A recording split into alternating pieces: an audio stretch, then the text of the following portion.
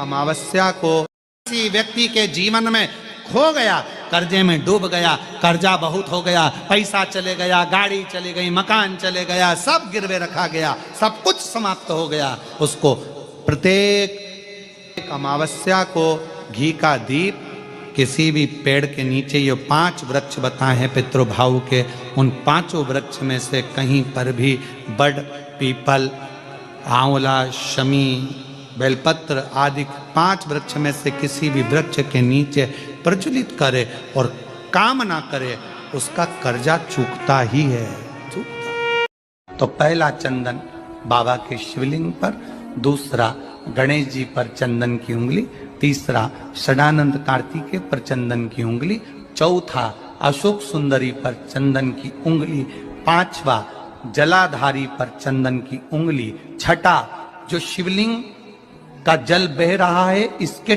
ठीक विपरीत की ओर चंदन की उंगली, और 7वां चंदन नंदी के मस्तक के ऊपर जो 2 सींग लगे रहते हैं उस पर चंदन की उंगली। ये कब लगाई जाती है? या तो अमावस्या के दिन आपको लगता है कि हमारे पूर्वजों का उद्धार नहीं हुआ, हमारे पूर्वजों का कल्याण नहीं हुआ, कहीं अधोगति में कोई चला, अमावस्या है, शाम के समय घी का दिया नदी के घाट पर, तालाब पर, कुएं पर। शहरों में अगर नदी तालाब नहीं है तो आपके घर में जो मटका है, हंडा है, शहर वालों, गांव में अगर नदी तालाब हो, अपने शहर में हो तो वहां लगाओ, और अगर नदी तालाब नहीं हो तो पानी का जो हंडा मटका रसोई घर में होता है, अमावस्या के दिन शाम को वहां भी दिया लगा सकते हो। अगर नहीं है नदी तालाब बावड़ी कुआं तो, अगर है तो वहां जाओ, नहीं हो तो वहां जाओ, पर लगाओ। अमावस्या है, शिव की निंदा करता है, भगवान शंकर या भगवान शंकर के भक्त की अगर कोई निंदा करता है, शिव महापुराण की कोई निंदा करता है, आखिरी का उसका शरीर बहुत बेकार हो जाता है। शरीर इतना बुरा हो जाता है कि घर के लोग भगवान से प्रार्थना करते हैं कि इसको उठा लो, गतरा मत रखो इसको संसार। शिव निंदा, शिव की निंदा जो करता है आखिरी में उसको भोगना पड़ता है। आप कथा में नहीं जा सकते, मत जाओ। किसी को ये मत कहो कि शिव पुराण सुनकर क्या करोगे, क्यों इनके चक्कर में पड़े हो, क्यों क्या करना, शंकर जी की कथा से क्या मतलब है, आए को जा रहे हो, क्या मतलब है, क्या रखा है शिव पुराण में, क्यों शंकर जी के मंदिर में 1 लोटा जल चढ़ाना। शिव की निंदा करने वाले की गति आखिरी में ऐसी हो जाती है, आखिरी में उसको भोगना पड़ता है। कटोरी, उस कटोरी में धान भर लीजिए, चावल, उसमें 1 लौंग और 1 बेलपत्र, बस ये रख लीजिए। जो हंडा होता है घर में, पानी का मटका होता है, पितरों का जो स्थान होता है जहाँ पानी पीते हैं अपन, मटका, हंडा, टंकी, बाल्टी, जो भी हो। आजकल तो लोग आरओ लगा लिए हैं तो नीचे भी तुम मटका रखते होगे, हंडा रखते होगे, टंकी रखते होगे, उसी के पास में वो कटोरी रख दीजिए। 14 की रात्रि, अमावस्या के दिन उस कटोरी का चावल, बेलपत्र, ये सब शिव मंदिर के अंदर आप कोई भी एक स्थान पर, कोई दोने के अंदर रखकर या कागज के अंदर रखकर, शिव स्थान पर, शंकर के मंदिर में शिवलिंग को केवल स्पर्श कर कर जमीन पर ही उसको एक कागज में या दोने में, उसको जहां जलाधारी होती है वो जलाधारी के पास में गणेश वाले स्थान पर अन्न रखते हैं। जब हम चावल और 1 बेलपत्र और 1 लौंग जो रखते हैं वो हम गणेश जी वाले स्थान के साइड में रखते हैं, नीचे की ओर रखते हैं। छोटी सी पंचित मानस में एक बात सुनी होगी कि रावण प्राणों को जब त्याग रहा था तो उसने लक्ष्मण जी को 3 उपदेश दिए थे। कितने उपदेश दिए हैं? किन्ने भेजा था लक्ष्मण जी को रावण के पास? भगवान श्री राम। उसका सबसे पहला उपदेश कौन सा था? रावण ने मरने से पहले 3 बातें बोली लक्ष्मण जी के कानों में। और आप सबको मालूम है कि लक्ष्मण जी ज्ञान लेने के लिए जब गए थे तो रावण के सिर के पास जाकर खड़े हो गए थे, तो रावण ने मुंह फेर लिया था, ज्ञान नहीं दिया था। लक्ष्मण जी वापिस आ गए थे राम जी के पास में कि ऐसा रावण है, लोग कहते तब विद्वान है। मैं उसके पास गया तो उसने मुंह फेर लिया। भगवान राम जी ने कहा ज्ञान लेते समय सिर पे जाके बैठते हैं कि चरणों में बैठते हैं? तो कहा गया था तो के सिर के पास, चरणों में जाकर बैठ। रावण पड़ा है मृत्यु सैया पर, जमीन पर, लक्ष्मण जी उसके चरणों में जाकर बैठ गए तो रावण ने हाथ का इशारा कर कर बुलाया मेरे करीब में। 3 उपदेश रावण ने मृत्यु की सैया पर मरने से पहले लक्ष्मण जी के कानों में दे दिया। पहला, अच्छे कार्य में 1 मिनट की देरी मत करो। लक्ष्मण, यदि कोई अच्छा कार्य हो रहा है और उसमें अगर आपको जाने का मौका मिल जाए तो 50 काम छोड़ दो, सबसे पहले अच्छे काम में पहुंचने का प्रयास करो।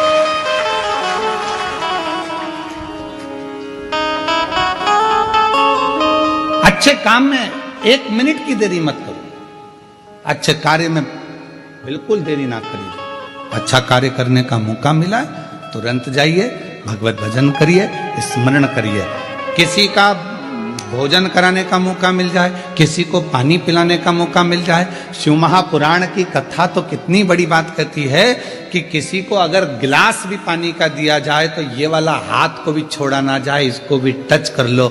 हो सकता है कि हमारा जब शरीर, हो सकता है कि ये जो आधा शरीर है, आधा भाग है मनुष्य का शरीर, जो आधा भाग किसी काम को नहीं कर पाता तो मरने से पहले आधा तन काम करना बंद कर देता है। लोग उसको पैरालिसिस कह देते हैं। आधा शरीर काम नहीं करा।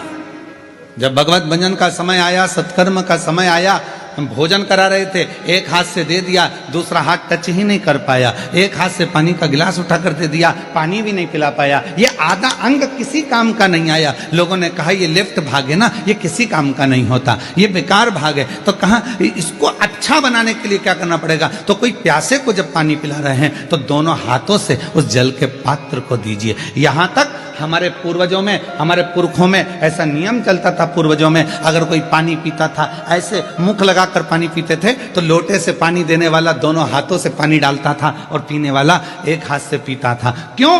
क्योंकि वो ग्रहण कर रहा है और वो देने वाला दोनों हाथों से दे रहा है। तो ये हाथ का प्रयोग पूर्ण होना चाहिए, जिससे मरने से पहले इस शरीर का आधा अंग रे ना जाए। इसको चालू रखने के लिए अभी से काम करना पड़ेगा। शिव जी के मंदिर में दोनों हाथों से जल चढ़ाइए, शंकर जी के मंदिर में दोनों हाथ से सफाई करिए, शिव जी के मंदिर में दोनों हाथ से झाड़ू पोछा करिए, शिव जी के मंदिर में दोनों हाथ से दीप को लगाइए। शिव जी के मंदिर, कई माताओं की आदत रहती है एक हाथ में घंटी पकड़ ली, एक हाथ में पकड़ लिया दिया, एक से घंटी बज रही है, दूसरे से दिया बज रहा है। पर हमारे यहां पर यहां तक कहा गया कि प्रथम आरती प्रारंभ होने से पहले मंदिर के घंटी को नाद करिए और नाद करने के बाद थोड़ी देर दोनों हाथों से दीप जलाकर उसको घुमाइए। अर्थात भगवान के सामने ये दोनों हाथों का सदुपयोग करिए, प्रयोग करिए। उसके बाद फिर भले एक हाथ में दिया ले लो, एक हाथ में घंटी ले लो, चल जाएगा, पर ये दोनों हाथों का सदुपयोग होना चाहिए, दोनों हाथों का।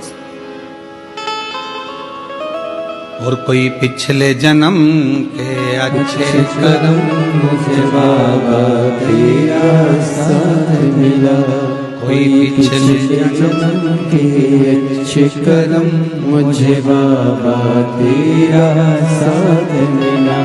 पूर्व का कोई कर्म तो अच्छा कर्म, यहां तक हमारे शास्त्र कहते हैं, कितना सुंदर कहा, एक चावल के दाने को भी अगर शिव जी पर चढ़ाया जाता है तो डब्बे में से, कई माताओं की आदत रहती है डब्बा खुला हुआ है, डब्बा रखा हुआ है, उसमें से एक चावल का दाना उठाया, शिव जी को चढ़ा दिया। शिव महापुराण की कथा कहती है डब्बी में से अगर शिव जी को चावल का दाना चढ़ा रहे हो, पहले डब्बी में से उठाकर अपनी हथेली पर रखो, फिर उस चावल के दाने को भगवान को समर्पित करते चलो, समर्पित करते चलो, फिर करो। ये शरीर आधा ना रह जाए, आधा ना।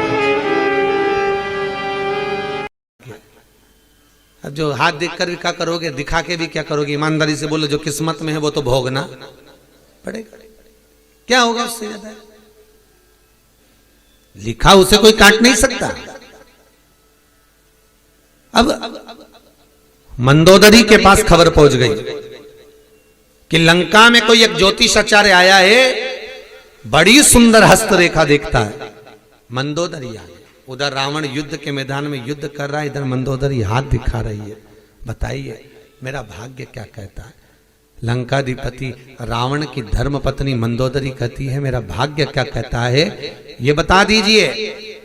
श्री हनुमान जी महाराज जो ज्योतिष का रूप रख कर आए, उन्होंने कहा मंदोदरी तो लंका के राजा रावण की धर्म पत्नी है, बड़ी विद्वान है तू, तेरे ही बल पे लंका का राजा रावण जी रहा है, अगर तू नहीं होती तो ये कब का मर गया होता। मंदोदरी बोली बिल्कुल सत्य बोले हो महाराज, बिल्कुल सत्य, वो तो मैं हूं इसलिए जिंदा है, बस तू ही जिंदा रखी है, और तेरे पास में रावण की वो चीज रखी है जिसके कारण रावण नहीं मर रहा। मंदोदरी बोली महाराज जी बिल्कुल सत्य कहा, राम जी में वो प्रबलता नहीं हो सकती जो रावण को मार दे। वो तो मेरे पति लंकाधिपति रावण ने तप करा था, ब्रह्मा जी से वर मांगा था, वर दिया ब्रह्मा जी ने। रावण बोला मैं मरूं नहीं, ऐसे वर दीजिए। ब्रह्मा जी ने कहा ये नहीं हो सकता, तो मेरी नाभि में अमृत दे दीजिए। कहा दिया, सब ने सुन लिया, सब तप कर करके चले गए। रावण थोड़ी देर रुक गया और ब्रह्मा जी से बोला एक वर और दे दीजिए। क्या? मुझे एक ऐसा बाण दीजिए जब मेरी नाभि में वो बाण लगे तब जाकर मैं मरूं, ऐसा बाण मुझे दीजिए। ब्रह्मा जी ने कहा तथास्तु ये ले। ब्रह्मा जी ने वो बाण रावण को दिया, रावण ने वो बाण मंदोदरी को दिया। मंदोदरी ने अपने सोने वाले कमरे में उस बाण को दीवार में चुनवा दिया। मंदोदरी कहती है रावण को मैं बचा कर रखी हूं। हनुमान जी ने सुना, असली रूप में आए, लंका में पहुंचकर दीवार को तोड़ा, बाण को निकाला, राम जी को दिया, कहा ये मेरा भगत है, इसको मोक्ष देने का काम भी मेरा है, ये बाण भी मेरा है, मारिए। अब जाएगा, अब जाएगा। तब जाकर वो मेरे नारायण के हाथ से लंकाधिपति रावण मरा। तब उसको शिव ना चाहे तो कुछ नहीं हो सकता। ऊंचाई की बिल्डिंग लोगों को नजर आती है, 4 मंजिल की बिल्डिंग लोगों को नजर आती है, पर 4 मंजिल के नीचे जो सरिया गया है, 4 मंजिल के नीचे जो खुदाई करी गई है, 4 मंजिल के नीचे जो खोदा गया है, वो नहीं दिखता है। होता है एक कथा आती है बड़ी सुंदर। एक भिखारी सोच लिया मुझे सम्राट बनना है।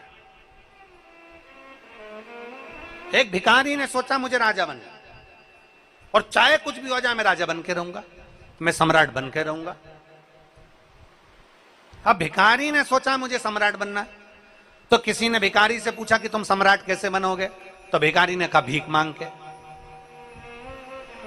अरे भिखारी भीख मांगकर कोई सम्राट बनता है क्या? पर मुझे बनना है। भिखारी ने चौराहे के पास में अपनी चादर बिछाई फटी हुई और बैठ गया भीख मांगने के लिए। भीख मांगता रहा, मांगता रहा, मांगता रहा, मांगता रहा। 10 साल, 15 साल, 20 साल, 25 साल, 30 साल, 40 साल भीख मांगता रहा, मांगता रहा, मांगता रहा, मांगता रहा।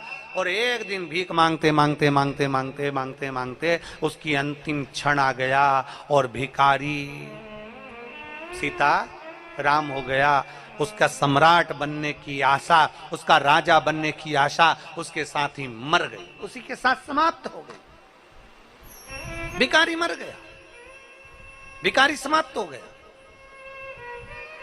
अब गांव के लोगों ने देखा, नगर के लोगों ने देखा कि भिखारी मर गया। भिखारी का कपड़ा फेंक दिया, भिखारी की चादर फेंक दी, भिखारी का सामान फेंक दिया। अब जिस जगह पर भिखारी सोता था, जिस जगह पर भिखारी पड़ा रहता था चौराहे पर, वो भिखारी ने उस जगह को इतना गंदा करके रखा था, इतना गंदा करके रखा था कि उसमें बदबू आ रही थी। अब बदबू आ रही थी तो उन्होंने तुरंत खुदाई वाले को बुलवाया और खुदाई करने के लिए कहा कि ये जमीन का ये टुकड़ा भिखारी बैठता था, इसमें बदबू आ रही, गंदगी हो रही है, इसने इतनी गंदगी कर दी, इसको उखाड़ दो, इसको फेंक दो, उठा फेंको इसको। बुलाया, जेसीबी मशीन वाले को बुलाया होगा, खड्डा खोदने वाले को बुलाया होगा, और बुलाया गया। और बुलाने के बाद में जैसे ही खड्डा, भिखारी जहां बैठता था, सोता था, उस जगह पर जैसे ही खड्डा खोदा, खोदते से ही भिखारी के नीचे से सोना, पैसा, धन, दौलत ढेर सारी निकली, ढेर सारी। अब इतना सारा धन निकला तो नगर के लोगों ने सोचा कैसा भिखारी है, कैसा भिखारी है। थोड़ा सा अगर नीचे खोद लेता और इतनी सारी दौलत उसे प्राप्त हो जाती तो वैसे ही सम्राट हो जाता। जिंदगी भर भीख मांगते मांगते मर गया, पर खुदाई नहीं करा, खोदा नहीं, और सम्राट बनने का आशा लेकर मर गया। थोड़ा सा खोदता तो उसमें से धन मिल जाता, धन मिल जाता तो सम्राट बन जाता। अर्थात शिव महापुराण की कथा कहती है हम भी ऐसे ही हैं, हम और आप सब एक जैसे हैं। दुनिया से कहते हैं ऐसा कर दीजिए भैया, ऐसा कर दीजिए भैया, हम दुनिया से भीख मांगते हैं, पर शिव महापुराण की कथा कहती है कभी अपने अंदर हम खोदते नहीं हैं। अगर शंकर के शिवलिंग के प्रति हमारे भीतर हम खोदते जाएं कि शिवलिंग की पूजन से क्या मिल सकता है, शिव महापुराण सुनने से क्या प्राप्त हो सकता है, शिव महापुराण की कथा को पढ़ते जाएं, खोदते जाएं और भगवान शंकर की भक्ति में हम इतने डूबते चले जाएं, नीचे उतरते चले जाएं, एक अंदर की ओर जाते चले जाएं, तो एक ना एक दिन तुम सम्राट बनकर ही रहोगे, राजा बनकर ही रहोगे। अंदर नहीं खोद रहे, हम केवल बाहर से सब कुछ कर रहे हैं। हमारा ये काम बिगड़ गया, हमारा ये काम अच्छा हो गया, हमें ये मिल जाता, हमें वो मिल जाता। हम केवल एक आस लेकर जी रहे, पर हम भीतर नहीं झांक रहे, भीतर नहीं जा रहे। थोड़ा सा खोदिए अपने भीतर, थोड़ा सा खोदिए अपने अंदर, थोड़ा सा जाइए शिव महापुराण के भीतर, थोड़ा सा प्रवेश करिए शंकर की कथा के भीतर, थोड़ा सा प्रवेश करिए शिवालय के भीतर, थोड़ा सा प्रवेश करिए भगवान शंकर के अनुमोदन के भीतर, मिलेगा जरूर, प्राप्त हो। शंकर का चरित्र कहता है शिव को प्रिय क्या है, शंकर भगवान को सबसे ज्यादा प्रिय है आपकी मुख से निकला हुआ सत्य वचन। फिर भगवान को प्रिय क्या है, तो कहा जो एक लोटा जल आप भगवान देवादिदेव महादेव को चढ़ाते हैं वो शिव को प्रिय है। एक महाराष्ट्र का एक प्रसंग हमको स्मरण में आ रहा है।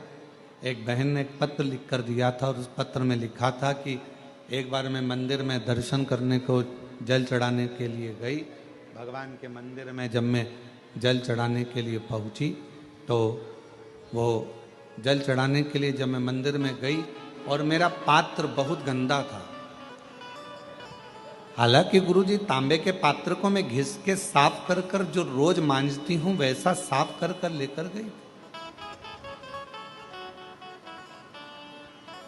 पर वहां का जो सेवादार था उसने मेरा पानी का लोटा लेकर फेंक दिया, कहा ये गंदा है, और उसने मेरा पानी का लोटा लिया। तांबे का लोटा था गुरुजी, मैं रोज मांजती साफ करती, जब मैं घर के बर्तन मांजती हूं तो क्या लोटा नहीं मांजूंगा, क्या भगवान का पात्र मैं साफ नहीं करूंगा? पर उसने मेरा पानी का लोटा फेंक दिया, गंदा है। गुरुदेव मन को बड़ा दुखा, मन को बड़ा दुखा। फिर मैंने दूसरे मंदिर में जाना प्रारंभ करा। वो महाराष्ट्र का पत्र था और अगर जो सुन रही होगी उसको स्मरण में होगा। फिर मैंने दूसरे मंदिर में जाना प्रारंभ, पर गुरुजी कुछ समय के बाद जिसने मेरा पात्र फेंका था वो बड़ा कष्टप्रद हो गया, बहुत उसको रोग ने घेर लिया। उसको शरीर में ऐसा रोग हो गया कि उसका हाथ उठ नहीं पा रहा था, पांव से वो चल नहीं पा रहा। गुरुदेव कारण क्या हुआ, कारण क्या था? उस समय पर हम उस प्रश्न का उत्तर ना दे पाए, पर उस बहन से हमारा निवेदन है, उसका कारण केवल एक है, शिव जी आपका पात्र कभी नहीं देखते, शंकर भगवान तो तुम्हारा मन देखते हैं।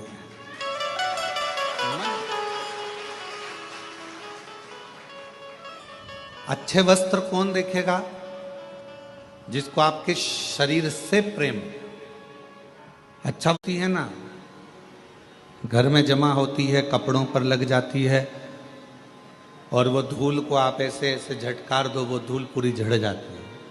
आपने कपड़ा उठाकर दीवार पर झटकारा वो दीवार भी धूल से झटक जाती है, साफ हो जाती है। पर मान लो वो धूल में थोड़ा सा पानी मिल गया, तुम्हारे झटकने से झटकेगी? जम के तो बोलो। कपड़े में धूल जमी थी और उस पर पानी लग गया तो वो झटकेगी? क्या हो गई वो? अभी तक धूल थी, पानी लगते से ही वो मिट्टी हो गई, कपड़े में चिपक गई, अब वो झड़ने वाली नहीं है। धोना पड़ेगा, साफ करना पड़ेगा, मिट्टी को हटाना पड़ेगा, मिट्टी को साफ करना। धूल पानी मिलने पर मिट्टी हो जाती है, और मिट्टी अगर वो बन गई तो फिर धीरे से उसके शिवलिंग का निर्माण हो जाता है।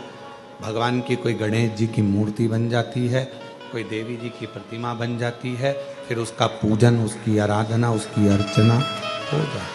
अमावस्या के दिन प्रदोष काल में, प्रदोष के समय पर, प्रदोष काल में शाम के समय पर जाकर किसी भी नदी, तालाब, बावड़ी, कुआं, कहीं ना कहीं जो आपके पास में हो, वहां पर एक घी का दिया, बत्ती का मुंह दक्षिण की ओर कर कर अवश्य जला कर जाना। सारे पितृदोष समाप्त हो जाएगा, सारा पितृदोष समाप्त। अमावस्या के दिन किसी भी जलाशय के पास में, नदी, तालाब, बावड़ी, कुआं, जो आपके शहर में, आपके गांव में, आपके नगर में हो, वहां जाकर लगा दे। अगर नदी, तालाब, बावड़ी, कुआं नहीं है तो पीपल का वृक्ष हो या बेलपत्री का वृक्ष हो या बट का वृक्ष हो, उसके नीचे लगा दो प्रदोष काल में। पर अमावस्या के दिन लगाएं जरूर। क्यों?